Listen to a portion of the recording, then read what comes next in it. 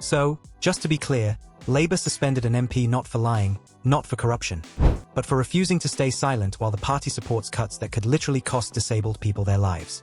Well, that's progressive values in action. If that shocks you, just wait. Watch the full video, and before you do, don't forget to like, subscribe, and hit the bell icon. Drop a comment too. Let's hold power to account together. I have to say, you look quite emotional. You said you were upset rather than angry. Tell us what's happened this afternoon. Well, I've had a really positive discussion with the Chief Whip about my values, about the purpose of politics, about where I come from in politics, whether that's from my faith or my experience and representing my constituents. And I come here with those values because my constituents have given me a mandate to speak up for them when they have need. And clearly, obviously, we've had a big debate over the value of disabled people who have no agency and no voice on so many occasions in our society. And I want to make sure that they're heard, their needs are met, and that's why I've been so strong standing for disabled people. I have all my life. I worked as a physiotherapist.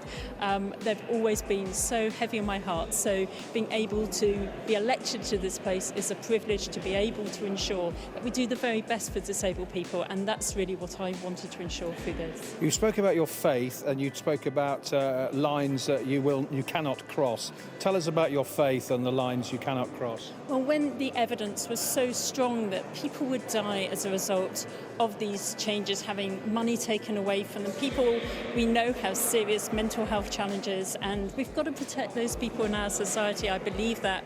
So I could not have on my conscience something where we know that people would take their own lives if they had insufficiency. And I spoke to my constituents because, like I reach into Downing Street and ministers here, I reach out into my constituency, and I met many disabled people who basically said their dignity was being taken from them, their very ability to provide was being taken.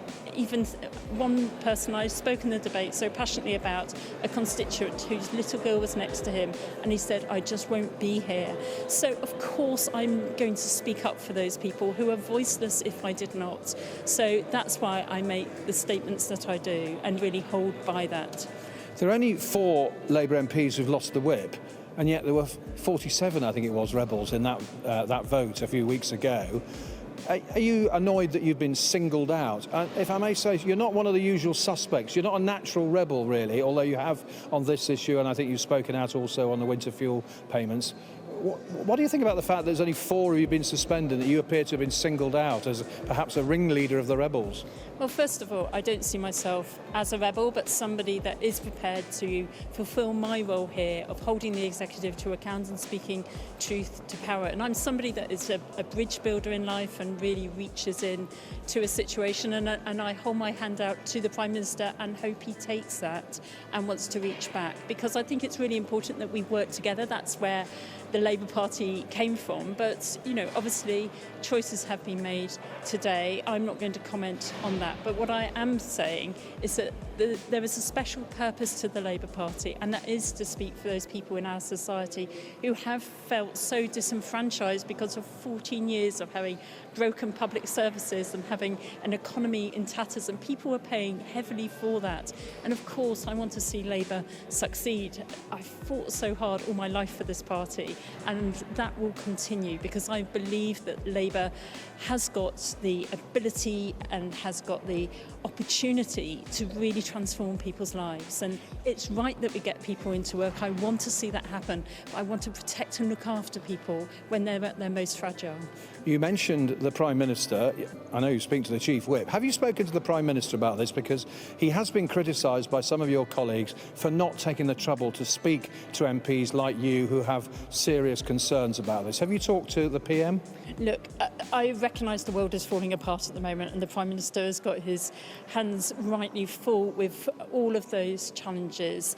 I have written to the Prime Minister, of course, over this. I've reached in. I haven't spoken to him this afternoon. Obviously, I've just been suspended. But I really do hope, you know, I say to Keir Starmer and everyone really within our party, I'm here and I'm really willing to engage with them because I want us to get this right. say, I want this to be the greatest government that has ever been. That is my ambition every day, because my constituents deserve a really good outcome from this government. So, of course, I will continue doing what I always do in this place. But did you speak to the Prime Minister in the week of that big rebellion? There was criticism that he didn't, for example, call rebel MPs or potential rebel MPs into his office, that he was a bit distant. OK, you're saying he's a busy chap with all this, all the international affairs and so on. But did he speak to you in the run-up to that vote? I didn't speak to the Prime Minister, but I did speak to the Secretary of State and ministers because, as I say, I always push in because I think it's really important to speak wherever we can. We are a parliament, that's about speaking, and therefore, of course, I take every opportunity of every platform to be able to do that. What happens now? You presumably will carry on the fight for your constituents. What happens now? What are you going to do next? Well, my values haven't changed and the needs of my constituents haven't changed, and I'm really looking forward to the summer recess, being in my constituency and picking up the issues that they want me to advocate when we come back after the summer. Presumably you won't be able to attend the Labour Party conference in September if you tell me, you're a party member, perhaps you will be. What's your understanding about your status when it comes to the Labour Party conference and potentially a big debate about welfare? Well, I haven't, to be honest, I haven't discussed Labour Party conference. I've said that I'm around, I'm willing to talk to everyone. Let's take each day as it comes, but I've got a lot of work to do in my constituency, and I think for the next couple of months that's where my focus will be. And I guess you would hope to get the whip back at some point, as some previous rebels have. Absolutely. I'm Labour to the core. Whichever way you cut me, I am Labour. I'm also a Co-op Party member as well, so that's really important to me too. So I'll continue to be Labour, even if I can't sit as a Labour MP for the time being. Hopefully soon I'll be able to.